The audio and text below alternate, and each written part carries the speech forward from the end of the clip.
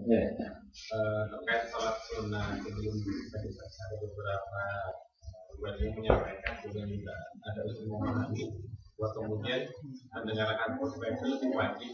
Ini yang bagi yang pelaku saya ketika mendapatkan adzan, dia datang sudah sudah berubah, kemudian ada yang mengatakan ulama itu lebih baik mendengarkan khutbah yang khutbah daripada sholat sunnah. Katanya hukumnya lebih wajib mendengarkan khutbah daripada sholat sunnah yang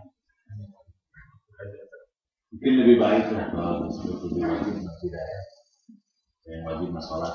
Sementara kan ada riwayat tadi mengatakan Umar minta Ali untuk sholat. Kalau Rasulullah tidak pernah kan menentukan sahabat yang langsung disuruh pada khutbah untuk sholat. Makanya saya katakan kita harus lihat bagaimana caranya agar orang tidak sholat sunat ketika khatib mau khutbah. Itu aja yang kita lakukan. Jangan suruh dia duduk, tapi suruh dia datang lebih awal. Oke, makanya ada hadis tentang unta atau telur itu, biar orang lebih awal. Makanya ada azan 2 kali. Itu menurut saya. Susah dipaksakan juga. Ya ini masih sebagai motif aja. Gitu. Ya kalau saya sih pengennya udah duduk aja, dengerin aja. Buat saya juga. Karena kan ada keterangan juga kita nggak boleh ngomong kalau orang-orang sholat. Tapi pokoknya semua orang lagi ngomong. Nah itu kira-kira. Saya terima itu menjadi masalah, tetapi tidak cukup di situ. Lebih kepada kita bersifat preventif lah, bukan preventif. Lebih bersikap menyeluruh lah ya. Keuntungan bersama lah. Itu kan terlalu individualis. Ya. Tetapi kita harus lihat sebagai komunitas dibikin aturan sedemikian rupa sehingga kemudian orang tuh ya kan ini bagian begini. Kenapa orang duduk? Kenapa nggak mau ke depan? Pertanyaan. Kenapa cari tempat posisi duduk dekat pintu? Ya cepat pulang, itu kondisinya kan bertentangan dengan keharusan kita untuk datang ke masjid lebih awal. Kan begitu. Jadi harus berarti kan harus ada istilahnya pemahaman. Kenapa orang datang itu ketika azan? Pakai ayat yang tadi nggak kena juga. Nggak kena. Fas'au ila dzikrillah itu memang para ulama mufassirin mengatakan bersegeralah untuk sholat. Tetapi kan bersegera kalau kitanya lagi di pasar, kitanya masih di sawah, kan nggak bisa lalu dari sawah langsung ke masjid. Kulit pasar, kulit pelabuhan kan nggak bisa sambil berkeringat-keringat dia datang ke masjid. Tetapi harus ada waktu, ada jeda. Jeda inilah yang kemudian oleh sunnah disunahkan untuk ada pertama. Nah, begitu. Kondisinya sekarang ada pertamanya dipepetkan waktu nggak jadi masalah. Tetap fungsi itu berlaku. Fungsi tadi itu berlaku. Minimal ketika orang ada dia bergegas ke masjid, di masjid dia tunggu azan karena dia belum tahiyatul masjid misalnya, ada selesai dia bisa keluar masjid, yang lain bisa sholat sunnah.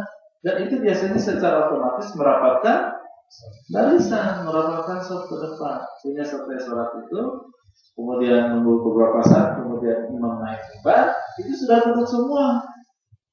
Kemudian ada, sudah selesai, berarti tinggal sisa-sisanya. Kalaupun ada yang sholat tadi, itu di mana? Di belakang. Kalau mau pakai dalil itu juga boleh. Kenapa dia datang terlambat kan? Itu kira-kira silakan duduk di belakang juga, tidak perlu sholat. Jadi titik tekan yang ingin saya jelaskan itu bukan pada sisi individunya apa yang ia lakukan, ya, ketika dia datang terlambat, tetapi bagaimana ia datang lebih dulu, sehingga itu tidak perlu dibicarakan. Jadi sang ustaz tadi dia tidak bertengkar, itu nggak usah tidak berdebat mana yang lebih baik dan mana yang lebih baik. Allah masih kaitannya dengan tadi terkait dengan ada 2 kali. Ya. Jadi ini selama ini pemahaman orang ya. Jadi seakan-akan yang lebih maju itu adalah yang ada 1 kali. Ini masih jauh. Itu masih berapa kali ada ya. Ya mungkin tadi Ustaz belum menyisir mendalilnya seperti apa. Ya. Sebenarnya yang lebih utama itu yang mana? Ya. Terus kalau memang tujuan yang diharapkan,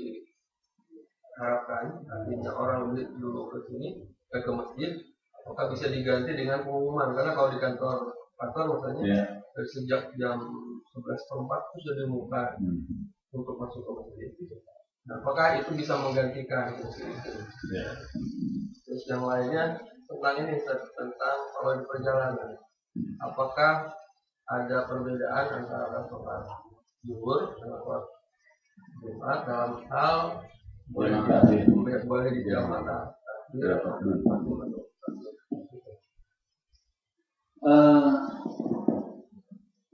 Jadi yang menjadi perbincangan itu karena waktu zuhur itu adzan pertama. Oke. Jadi waktu zuhur itu adzan pertama. Kemudian salat 2 rakaat, kemudian imam naik mimbar adzan kedua. Nah, jadi kalau sudah waktu zuhur itu adzannya berapa kali? 2 kali atau 1 kali? Ya tentu saja kalau waktu zuhur adzannya itu adalah 1 kali, kan gitu. Itu yang kemudian menjadi perbedaan kenapa hanya ada yang 2, ada yang 1. Tetapi kalau kita lihat tentang 2 kali adzan itu jelas disunahkan. Di zaman Rasul ada adzan 2 kali itu. Kenapa adzan 2 kali? Melaksanakan firman Allah tadi. Ya ayyuhalladzina amanu idza nudiya lis-sholati fas'au ila dzikrillahi wa dzarul baik. Di situ kan menunjukkan ada jeda. Kan nggak mungkin dengar adzan kemudian langsung ke masjid. Atau ya tadi kasusnya dia khatib berdiri, jamaahnya belum ada kan? Karena belum ada. Tapi karena kemudian ada adzan dulu. Kira-kira begitu. Jadi seperti di kampus saya itu harus ada adzan. Pernah di kampus saya tidak ada adzan dan Jumatnya sedikit dan semua orang kesiangan. Harap di Subal udah masuk zuhur belum 1 jam sebelum 1 jaman gitu. Kalau pas masuk zuhur gawat kesiangan kegiatannya. Itu juga sudah antrian kamar mandi itu untuk 1 kamar mandi untuk 3 orang antrinya. Itu penuh kamar mandi. Ya, karena orang Arab biasa subuh tidur. Dan tidurnya karena malam Jumatan, mahasiswa melayap kemana-mana, kadang-kadang begadang, pulang ke kampus itu pas jelang subuh, salat subuh tidur gitu kan. Jadi kalau nggak diazanin itu gawat itu, bahaya. Pernah sekali rusak sound systemnya, nggak ada adzan. Betulin sound systemnya adzannya waktu waktu zuhur, heboh di kampus itu ketika itu ya. Bayangin aja ribuan mahasiswa telat Jumat. Jadi itulah yang kemudian yang sunnahnya. Tetapi kalau kemudian kita geser ke waktu zuhur, dari sisi itu nggak ada problem gitu maksud saya. Jadi saya tidak termasuk yang bermasalah kalau dia digeser ke waktu zuhur. Jam 2 juga boleh Jumatan. Siapa yang melarang sholat jam 2? Kan itu waktu zuhur. Dan ini dialami di Libya. Saya kuliah di Libya. Karena Libya di Indonesia, dia tidak boleh bikin libur Kamis Jumat. Dia harus liburnya Sabtu Ahad. Makanya Jumat masuk kuliah. Sedangkan kalau sudah bergegas ke masjid itu jam 11, itu kan berarti 1 jam pelajaran hilang. Berarti kan ini merugikan jadwal pelajaran, kan tidak bisa semua pelajaran hari Jumat, kan bisa ganti-ganti, beda kelas beda jadwalnya. Jadi di satu kelas bisa kekurangan pelajaran. Akhirnya diambil kebijakan kuliah seperti biasa, tidak dikurangi jam kuliahnya sampai dengan jam 12.15 kalau masalah ketika itu. Selanjutnya diumumkan sholat zuhur itu kapan? Adalah jam 1:15, 1 jam dikasih mundur. Agar apa? Sunnah-sunnah tadi dilaksanakan. Orang datang, orang bersikir, orang semua dapat unta semua lah kira-kira begitu. Jadi antrian kamar mandi, antrian tempat wudhu itu semuanya menjadi lebih dewasa. Jadi baru kemudian didirikan Jumat 11:04. Nggak jadi masalah. Adzannya 2 kali tentu saja karena waktu harus pas zuhurnya tetap adzan. Dan itu dipakai pengeras suara kampus karena di Palembang itu kan sertifikat. Jadi seluruh gedung itu ada adanya. Kira-kira begitu. Jadi saya sih masih berpendapat bahwa yang dua ini lebih bagus. Nah, tadi dari Pak Arman, bisakah digantikan dengan pengumuman? Nah, bisa saja digantikan dengan pengumuman sunat begitu, kan? Digantikan. Tetapi bila dengan adan lebih bagus. Wah, ributnya kalau pakai adan kan? Oh, ada sosialisasi. Kalau saya lebih bagus karena lebih sunnah. Tapi dengan pengumuman juga boleh begitu ya. Ini adan belum. Tapi itu tadi saya katakan kalau itu diganti dengan sosialisasi dulu boleh. Contohnya sosialisasinya begini, ini sudah jam 11 sebentar lagi akan zuhur, kita dengarkan adan pertama ya. Gitu kita maksud. Siapkan telinga Anda untuk mendengarkan adan pertama. Setelah selesai adan, barusan itu bukan adan Jumat, itu adan pertama. Kalian segera bergegas ke masjid misalnya. Dengan pengumuman seperti itu saya rasa bisa lebih baik. Karena ini adalah sunnah. Nah, kaitannya tadi, kenapa itu menjadi baik? Tidak, dan saya tidak menyebutnya bid'ah, karena memang sudah jelas ada dalilnya. Kenapa yang menjadi baik? Hatta itu adalah di waktu zuhur, karena tadi melakukan preparing terhadap kondisi sholat Jumat. Jelas saya sebagai khatib sangat diuntungkan, sangat nyaman kalau saya berkhatib di masjid-masjid yang dua kali. Itu lebih nyaman ya, sebagai khatib. Karena mohon maaf ya, karena adanya cuma satu kali, orang datang terlambat pasti. Dimanapun, tidak hanya di masjidnya Pak Arman, masjid yang sudah diumumkan yang 11 tadi. Di hampir setiap masjid begitu. Pasti ada yang sholat di depan saya. Ada saja yang sholat di depan saya. Ya. Ya. Ada waktu juga.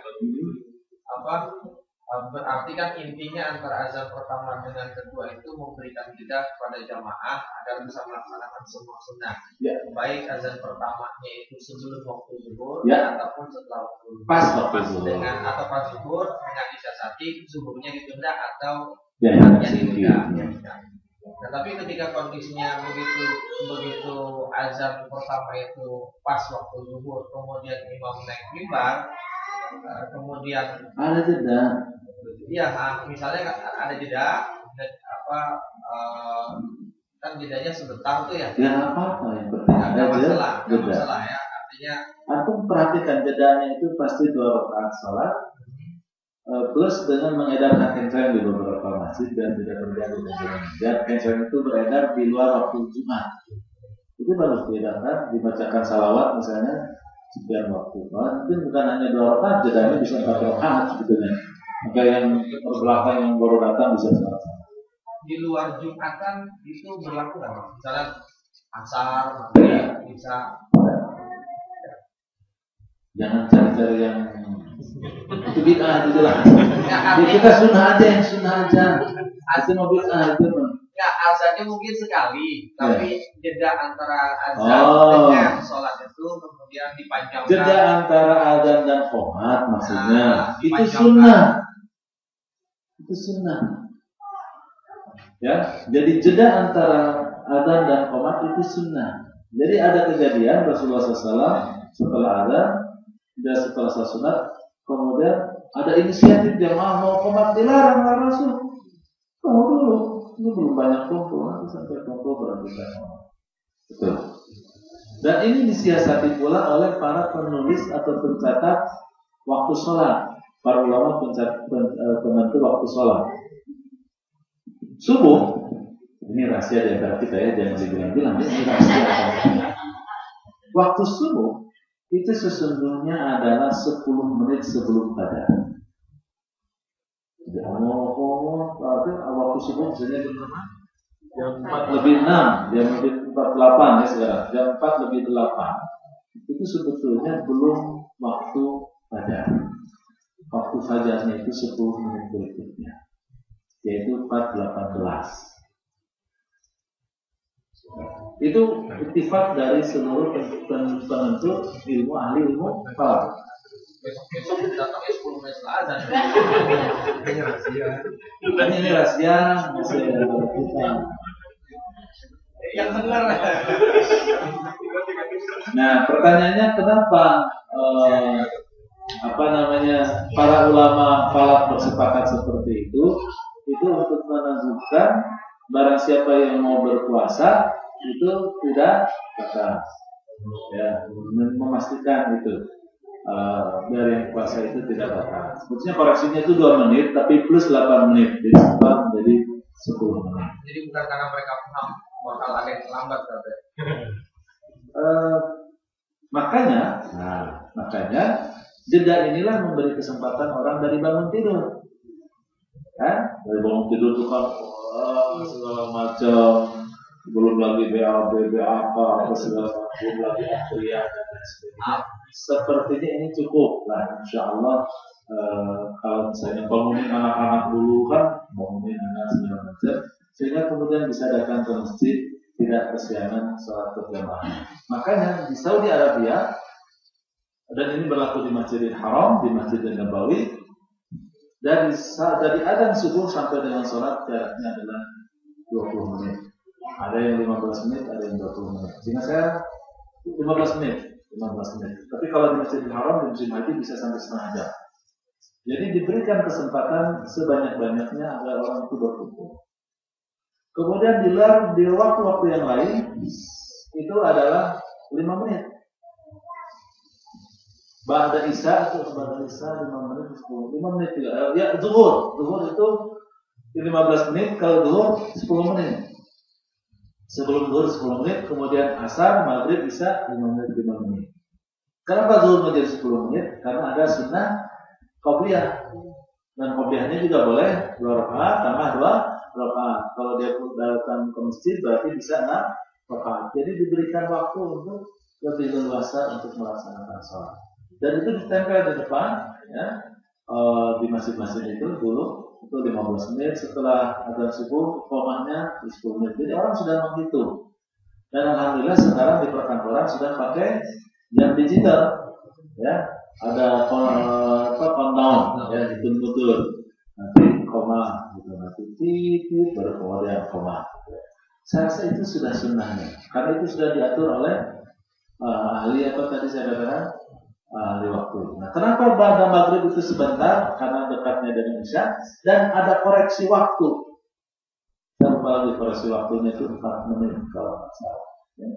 Koreksi waktu 4 menit. Takut nanti ada yang salah. Apa namanya?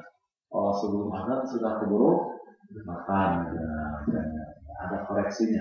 Jadi dia dilakukan sekitar 4 menit.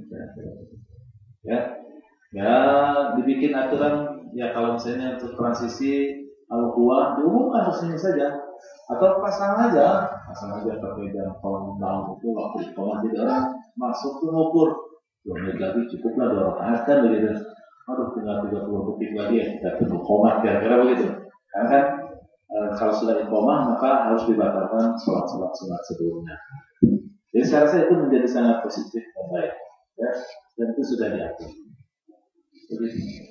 Dan ini jadwal subuh dan maghrib tadi memang di Indonesia kan kita sudah dapat jadwal malam. Ya. Memang dikoreksi begitu. Itu sudah kesepakatan itu rahasia antara saya dan Anda, ya. Internasional, semuanya di seluruh dunia tanpa kecuali itu sudah kesepakatan. Ini sudah setelah puluh ratus tahun yang lalu sudah berabad-abad yang lalu. Ya, setelah dikenal jam sebetulnya, setelah dikenal jam kesepakatannya begitu. Allah. Ada ibu pertanyaan dari paman yang kedua apa dari pertanyaan lu? Perbedaan banyak yang lebih utama antara perjalanan. Oh ya, tentang perjalanan. Di ketika perjalanan gugurlah kewajiban kita melaksanakan sholat Jumat. Jadi musafir tidak diwajibkan sunnah. Jadi kalau tidak mau Jumatan juga boleh. Tapi ketika kita di perjalanan ada sholat Jumat, bolehkah kita ikut sholat Jumat? Boleh aja. Ya. Nah, pertanyaan berikut, bolehkah Jumat itu difasor dengan dijamak dengan asar? Boleh. Karena saya katakan tadi bahwa Jumat sejatinya adalah zuhur. Memang ini menjadi problem bagi masyarakat yang bertalafut bin niat. yang talabut diniatkan usolli salat zuhri itu yang agak sedikit problem. Karena ketika dia itu kan yang namanya niat jamak kan harus sebelum sebelum sholat yang pertama jamaknya niatnya itu. Jadi selalu salat zuhri raka'ataini qasran wa jam'an kan disebutkan. Begitu. Ini problem teman-teman yang suka talabut niat dan agak ngerti bahasa Arab, jadi niatnya gimana susah. Ini sholat Jumat tapi apa gitu jadi bingung dia. Nah itu saja sih sebetulnya. Maka keuntungan yang niatnya nggak dibacakan itu sehingga sholat Jumat bisa dijamaah dengan asar karena otomatis ya, saya sudah niat jamaah aja apa yang diniatkannya zuhur dengan asar. Ini berjamaah ini maghrib boleh tidak menjadi masalah. Boleh tidak menjadi masalah. Jadi kalau Pak Arman di kantor Pak Arman saya jadi khatib itu biasanya langsung berdiri segera itu 2 rakaat sengaja saya lakukan karena saya mau padu langsung dari kantor Pak Arman itu biasanya ya untuk menghormati saya kasih jeda aja dulu biar seperti berzikir gitu karena nggak berzikir itu gimana mau waktunya dan berdiri ya imam lah namanya susah kalau jadi imam karena kan ini imamnya kok nggak zikir dulu kan ya mau gimana gitu ya biasanya dia nanya dulu kira-kira waktu cukup lah terus saya berdiri dan itu apa namanya jamak takdim dan itu diperbolehkan. Tetapi bicara tentang afdal yang mana ya afdalnya yang sempat aja ya. Afdal aja daripada maksain dimakan kemudian hilang motor hilang senal ya nanti ngomongnya dengan selesai dimakan kita jangan kosong paling kita rombongan kalau rombongan itu lebih baik tentu saja adalah jamak kosong sendiri kalau kita berombongan kalau mengkhalif ya kita ikut dengan Allah